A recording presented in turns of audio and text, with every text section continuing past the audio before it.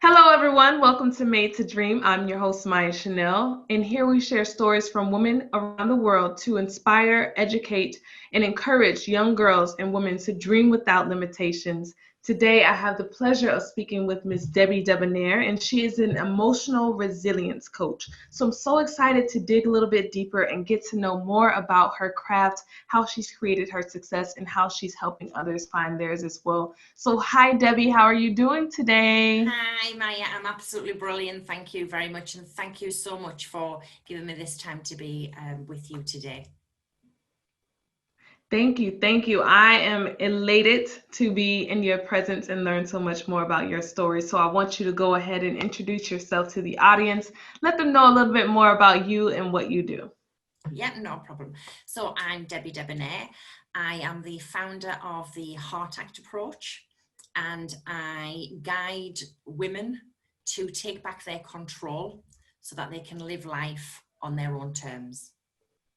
And I do that through the marriage of holistic strategies and the essence and inspiration of the theatrical world, because everybody's life is their stage. You know, we all write our own scripts. We often have to rewrite it if we've gone in the wrong direction, and we need to kind of go from maybe stage right to stage left. And, Right. all the people that we bring into our lives, or the characters that we allow into our life. So this is how the two marry together. I love it. I love it. I'm all for women taking control over their life and getting their power, recognizing their values. So Oh, let's jump right absolutely. into it. Yes, let's jump right into it. So let's get started. How did you start the Heart Act? What is your driving force behind this business of yours? Okay, the driving force is, to tell you a little bit about myself, I am the conqueror of clinical depression and the failure of 3 attempts at suicide. It happened way back when I was eight years old. I was physically bullied from the age of 8 to 16. At the same Mm, time, I was mentally bullied while I was at home. mm, And that then kind of overflowed into my married life. I was actually married for 22 years before it fell apart. mm, And through that, I had the best thing that came out of my marriage was my son. mm, And all the time I was going through the clinical depression, had no support. I felt on rock bottom. I was made to feel that I wasn't a very good mum, that my son would be better off without me. And that kind mm, of spiraled into me trying to leave this world. mm. And I then had what I call my oh shit moment. Um, and that actually happened at around about 2 a.m. in the morning. I woke Mm, up fully clothed on top of the bed. My ex-husband was gone by this time. mm, And I had hold of the neck of an empty red wine bottle. My 8-year-old son was asleep next door. And mm. thinking about it now, I could be sick. The Oh, thought that my little boy could actually come in and find me in that dishevelled state on top of the bed, fully clothed, clasping an empty red wine bottle. And I mm, can't really explain what happened next, whether it was a vision, an apparition, a dream, whatever you want to call it. But my son's face was here, right in front of me. And the mm, look in that little boy's eyes, the tears coming down his face, I can still see it. I mean, he's 28 now, but I can still see it now. mm, And just the look in his eyes, the tears coming down his face, I just realised that this little boy needed his mummy, and I mm, needed to do something about it. mm. Sorry. So It's I okay. stepped up and I actually came out of clinical depression, did a lot of work on myself, because this little boy needed me. He needed a mum who was going to be strong. I wasn't the toxic person. I was made to believe in his life, and he did need me. So Mm, I spent a lot of time mindset work, self-development work, a lot of thought changing. I do a lot of work from my heart, hence why the Heart Act came into play. And when I came out of the other side, I then managed to create a much better life for me and my little boy. I managed to gain a first-class honours degree at the age of 47. That's awesome. Yeah, I walked the Inca Trail and raised £3,500 for a children's disability charity. But all the time, it was my son that was encouraging me all of the time. And then I realised that actually I did have a purpose on this earth. And that purpose was to share my story with other women so that they could see that there is a way forward. You do not have to stay in, I call it victimhood mode. I lived victimhood mode for most of my life. And, you know, I now guide, inspire and empower other women to show them the way to move away from that victimhood mentality, getting stuck in a place where they don't belong. You know, I've helped women who have been in domestic abuse. I've helped women who have been rape victims. You know, just show them that there is life after the trauma and how to rebuild their life or just make different choices. And, you know, the Heart Act approach is how I do that, marrying those two principles together. And my Heart Act approach, I have kind of a tagline, for want of a better word, and I always end it with choose life, choose freedom, choose you, because you are the most important person in your life. And you have to look after you in order to look after everybody else. Right. No, I definitely, your story is so touching. And honestly, you're truly a blessing to have gone through this and to be able to come out of it and make a positive light of it, to bring other women out of that space and to be a support system for others. I mean, it's truly a blessing. So, I mean, anyone who comes across your path to be able to help them is truly blessed to be in your presence. So, I'm so happy that we're here today to talk about this. Um, let's say, okay, so I know, you know, we talk about business, we talk about womanhood, the different obstacles that we have to overcome. I want to talk about yourself. Like, I know that, you know, you had your aha moment, to just say, okay, like I have purpose in this world. Um, I don't know how far you want to dig deep. You can let me know if this is a bit too uncomfortable, but how would you say, what made you feel like, I know the bullying and things like that, but what in your mind made you feel like their words gave power over you? It was mainly being told that I was useless, I wouldn't amount to much. You know, who the hell did I think I was? I was actually told that, I don't often share this, but I'll share it because I think it would help. I was told I was a mistake, that I should never been born, that I was actually a hole in a condom. And that was the mistake they made. Wow. And so living with that when you're only 10 years old Right. was quite difficult to comprehend, to understand, really, because then when I was 10 years old, I was quite naive on kind of what condoms and sex was, to be perfectly fair. Right. You know, so, you know, back then it wasn't as, you know, as it is now. And so it was really difficult to really understand what they were saying. But then when I did understand, obviously that sent me to a place that I didn't really want to be. And moving kind of out, I got married when I was 19 to escape what I was in, only to find that I kind of jumped out of the proverbial frying pan into the fire.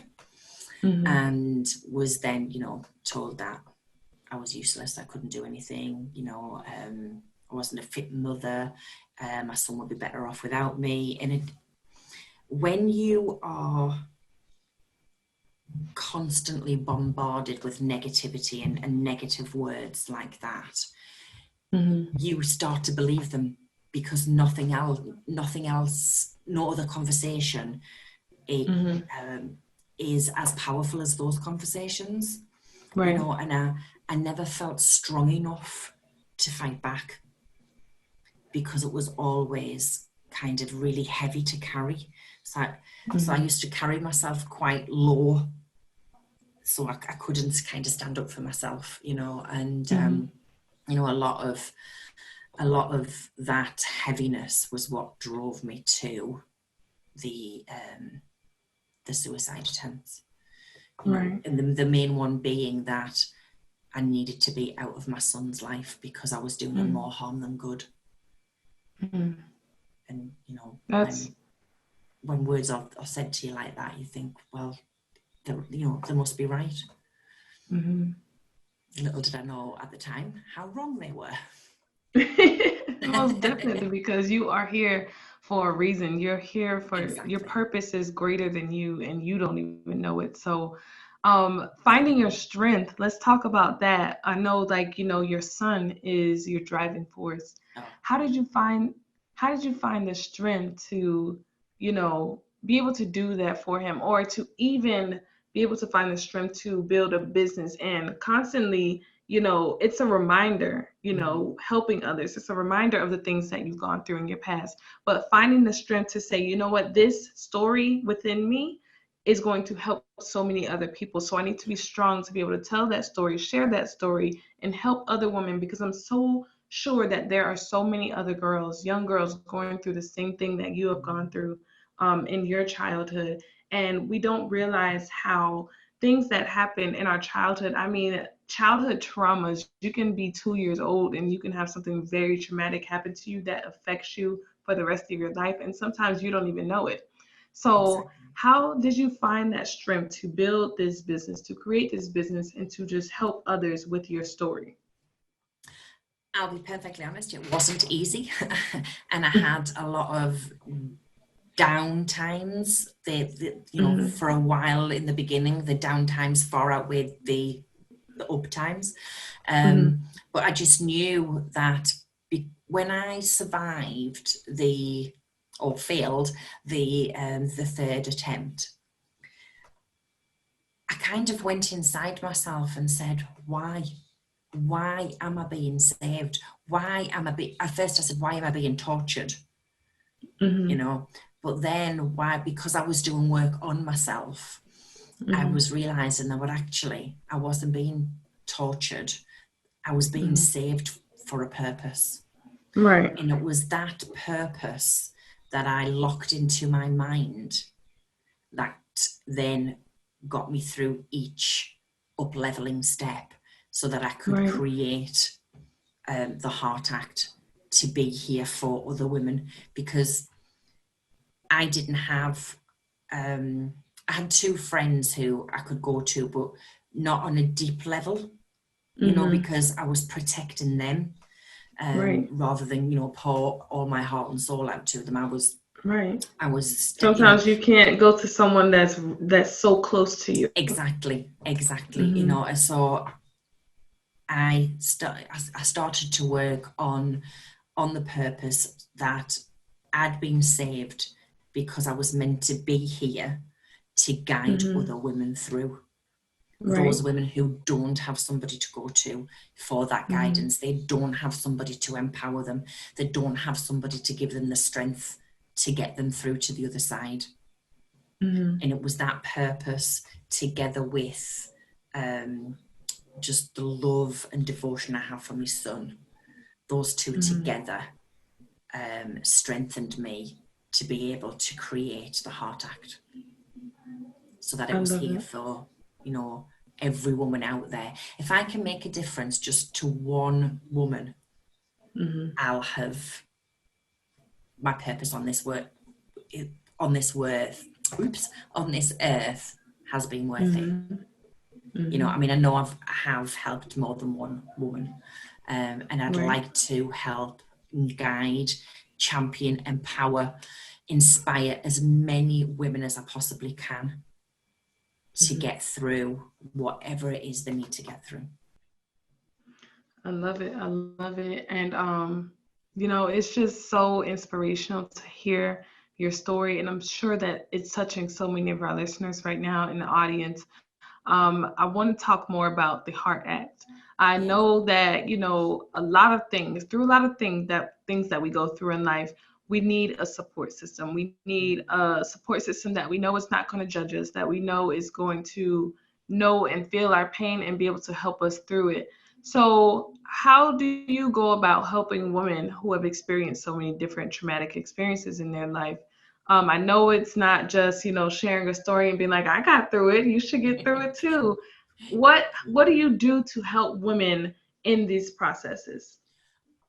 What I do, everything that I do is very, very person-centered, because everyone deals with their trauma in their own way. You know, I've had 3 or 4 women who were domestically abused, but they coped with it all completely differently. So as I begin by finding out where they feel they are right at this moment, and I do something called the masquerade process. And it looks at how they see themselves and how they perceive other people to see them. So that's kind of what we start with. And then I look at 6 areas of their life to look at what the predominant area in their life is that is holding them back. I mean, now for some people, it could be all 6. For some women, it might only be 1 or 2, or it might just be 1, you know, and it then helps us to focus on what is needed the most. And then kind of what happens, because they are very much interlinked, when we focus on the main one, it tends to uplift the other areas because they're very much interlocked. Alongside that, I incorporate something called the 9 pillars of emotional resilience. And those 9 pillars go into each of the areas, so that I can, for example, the self-management's in there, self-awareness is in there, optimism's in there, support's in there. So we look at each area with those elements alongside. And as we do that, they open up. I tend not to ask too many questions, because I find that as they open up to what they want to achieve from the sessions, the kind of conversation flows.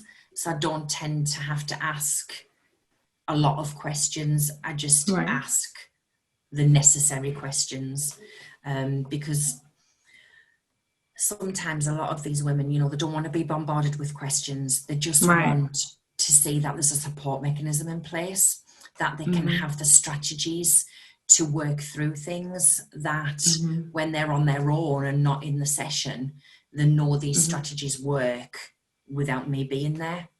And that's really, you know, they want those strategies to use when they look for support, when they're not with me. And that's what it's really all about. It's going through all of those strategies that I used myself, but I have also developed over the years and created new ones that I can use, because different strategies work for different people. So you need to have, you know, a toolkit that you can open up that will be able to be used for, you know, more than one trauma or more than one woman. And I have actually created something called the Emotional Resilience Toolkit, which is actually got a lot of strategies in it and techniques in it. And because we marry them with the inspiration and essence of the theatre, they can see where they kind of fit in their lives as well, you know, and how they fit into those areas in their life that we Right. that we brought you upon. Most definitely. So I know that, as a young girl, it's really hard to deal with certain situations like this. Um, if you had to tell children or young girls who are experiencing the same things that you went through as a young girl, what would you say to them? What I would say is find someone you can trust. Now, that is easier said than done, okay? Right. But, you know, if you don't have anyone that you can trust, then that's when people like me come in, you know, Hmm. because like we said earlier, it's a lot easier to speak to someone who isn't that close. But if I can stress anything as hard as I possibly can, it is to reach out, because that was the thing I didn't do, and Hmm. hence the 3 suicide attempts.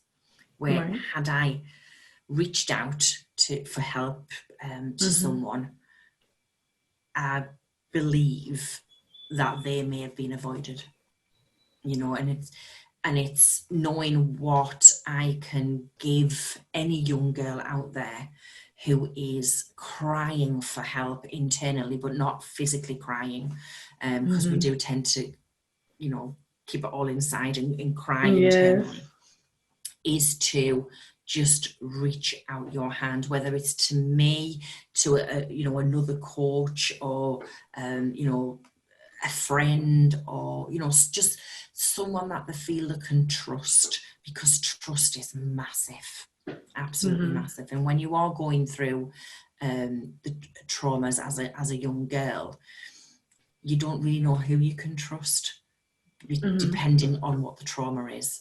But there will always be somebody there, you know, and if I'm that person, then, you know, reach out to me, you know, Right. please. Because it's about finding someone who you have that rapport with. Now, you know, I've had Hmm. people come to me and we've had the initial conversation, and I've not been the right person for them. And I've actually Hmm. said, look, I'm not the right person for you for XYZ reasons. However, I feel this person may be better to guide you. And that's what I'll Hmm. do. I'm very authentic, very honest, and work from the highest integrity you can imagine, because of the nature of what I do and the nature of the reasons why women are coming to me. So I Hmm. need to know that the service I give is of the highest quality, and Right. also from a place that serves them, for them, you know, in Hmm. their heart. And if I'm not the right person for them, I don't want to guide them in the wrong direction. So I will actually, you know, um, get someone else to step in and see if they're the best person for them. Because I think there's nothing worse than being with someone who you're not interacting with, you're not gelling with, because Hmm. that's more detrimental to them Right. than anything else, you know, because they're in a very vulnerable state to start with. Hmm. And they need to know that that vulnerability is safe. They need to know that they're in a safe environment. That is Right. paramount for me. Yes, most definitely. I totally agree. So, if you had to say one thing to young girls and women to just encourage them to dream without limitations, what would it be? I would say, like I said earlier, choose life, choose freedom, choose you, and do not stop dreaming. It doesn't matter how big you think the dream is, how outrageous you think the dream is, just go for those dreams, because they're there for the taking. And the only person that will stop you from achieving them is you. Love it, So love it, go love for it, them. love it. I totally agree. I enjoyed your story. I felt every bit of it. I think that you are here for a reason. You have a purpose bigger than yourself that you don't Yeah, even know. yeah, So I am so happy for you to be able to share it here and just spread your word around the world to girls and women, to let them know that, you know what, you are valued, you have purpose, you have power over everything in your life. I do want to give you the opportunity before we close out. If anyone wants to work with you with the Heart Acts or get any of your services or just follow your journey, how can they do that? Probably the best two ways would be via my website. I have two websites, but the link to the second website is actually on the first website, and that is www.heartact.co.uk. Okay. And the other place is on Facebook. I do have a Facebook page, but I tend to do a lot on my actual profile, which is Debbie Debonaire. Love it, love it. And we'll have those links in the description below for anyone that wants that information. We thank you, Debbie, once again for sharing your story with us here today. So excited, so touching, so powerful. We thank the audience, anyone who's tuned in to listen to this episode. We thank you for your time. Thank you for joining us. And once again, this is Maya Chanel, and I'll see you next time.